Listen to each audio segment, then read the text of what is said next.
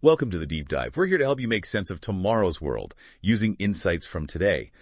Specifically, we're digging into the July 19th, 2025 edition of The Economist. Our goal, like always, is to pull out the key nuggets, the really important stuff, the surprising facts, so you can get genuinely well-informed, quickly. Exactly. And we're not just listing facts. We want to connect the dots, spot the patterns, understand the why behind the what. It's all about helping you think critically as we cover some really diverse ground today. Yeah, it's quite a mix. We've got some surprising progress in the fight against cancer. Then there's the whole changing landscape of information, with AI shaking things up, plus shifts in the global economy, and even a look at culture through, an unexpected lens. Should be good. Okay, let's start with health. This idea of a quiet revolution in battling cancer. Progress felt so slow for ages, didn't it? But the sources say these small, steady steps have actually added up to, remarkable gains, like life expectancy gains. Think about this. Back in the late 70s, about 70% of U.S. cancer deaths were people over 65. Now in the 2020s, it's down to just over half. That's a big shift. Shows something's working. It really does. And what's fascinating, as The Economist points out, is that it's not down to one single aha moment, no silver bullet. It's more like thousands of smaller advances working together. And a big part of it is this shift in focus, less just treating it when it happens and much more on prevention and catching it early. Prevention, like smoking rates. Exactly. Smoking rates down over 40% in places like the US, UK, Canada. That's huge. But also less alcohol consumption, efforts to tackle obesity. These are major drivers, Right, the lifestyle factors and early detection. Yeah, that's the other key piece. Genetic screening, like for BRCA genes, that's become pretty standard for people at risk. And now we're seeing the rise of liquid biopsies. Liquid biopsy. Yeah, basically analyzing blood samples for tiny bits of cancer DNA, much less invasive way to potentially catch things early. Plus, you've got vaccines like HPV that's caused, a 90% drop in cervical cancer for vaccinated people? Incredible. 90%? Yeah. And then there are the treatments themselves. Immunotherapy, using the body's own defenses, targeted drugs hitting just the cancer cells, even broad-spectrum vaccines being developed. And let's not forget AI. It's playing a big role in crunching all the data, finding patterns in research much faster than humans could. So these quiet revolutions, they really matter for everyone's health and public health generally. It's about empowering people, right? Giving them the knowledge. But you called it quiet. Does that mean we're just bad at noticing slow progress? What did the sources suggest about that? That's a great point. I think the implication is, we often look for that big dramatic breakthrough, the cure for cancer headline. But this story is more about persistence, systemic effort, public policy, science, individual choices, all adding up. So maybe success isn't always loud. Sometimes it's just relentless, small wins compounding over time. That's a really interesting way to frame progress. Okay, so from quiet revolutions in health, let's pivot to something maybe less quiet. The massive shifts in how we get and even create information, especially with AI. Our sources talk about the whole World Wide Web changing, maybe moving from this open sort of free-for-all to, pay as you crawl. Right, pay as you crawl. It's a potential major shift. AI is just transforming content creation like crazy. You've got this explosion of AI-generated text, audio, video. I mean, it's everywhere.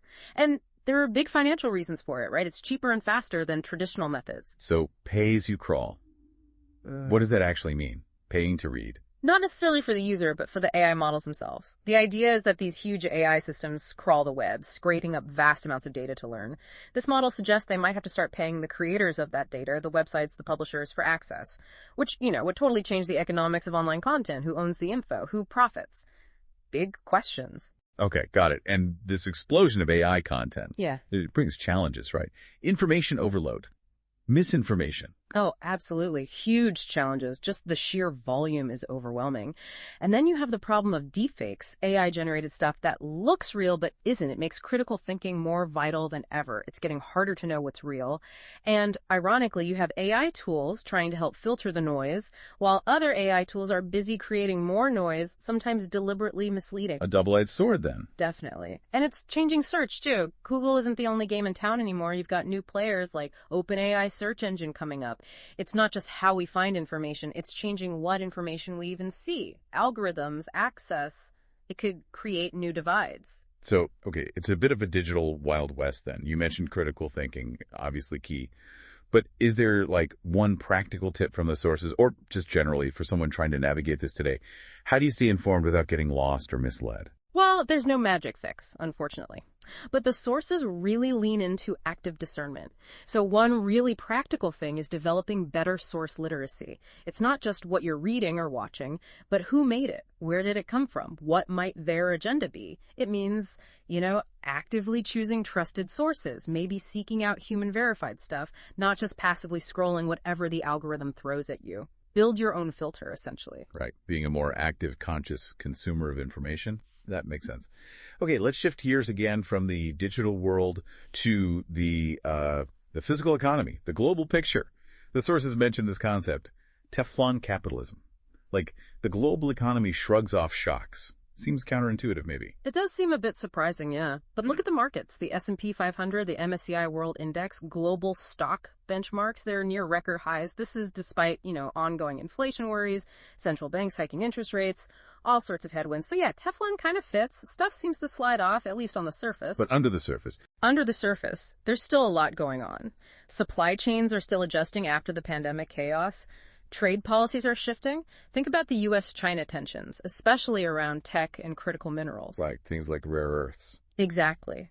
China dominates that market, which is crucial for EVs, electronics, everything.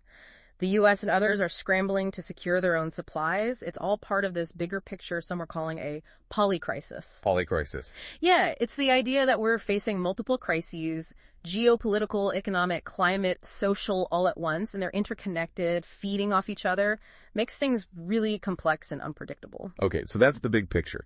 But bringing it down to the U.S. specifically, there's this interesting trend mentioned, peak exodus, people moving states. Yeah, that's a really noticeable shift. A significant number of people moving out of traditionally high-cost, often coastal, blue states. And where are they going? Mostly to lower-cost red states, particularly in the South and the Mountain West. And this is driven by... A big driver is remote work.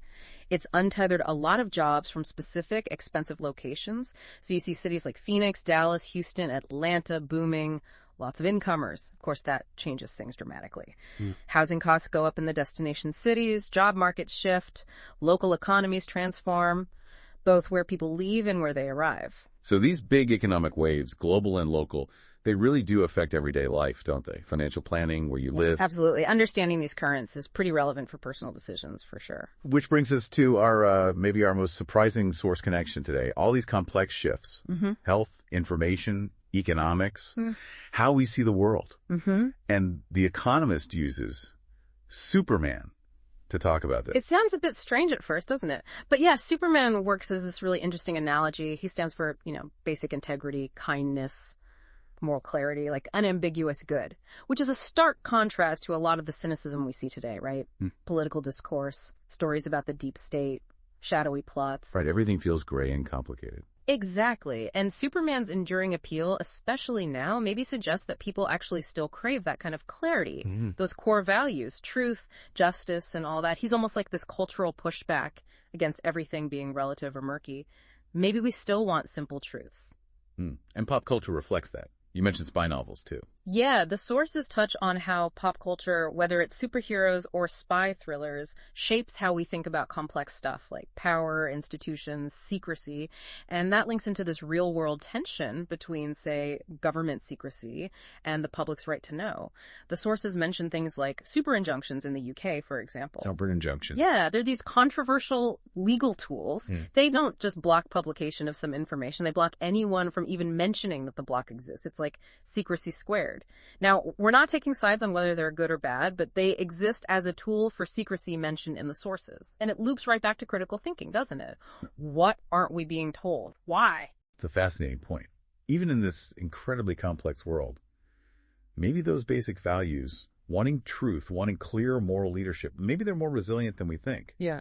And our stories, even superhero stories, kind of reflect that enduring desire for, for good. So that was quite the journey, wasn't it? We went from the quiet but steady wins and the war on cancer to the noisy, disruptive impact of AI on how we find and trust information. Touched on Teflon capitalism and the big migration shifts within the U.S.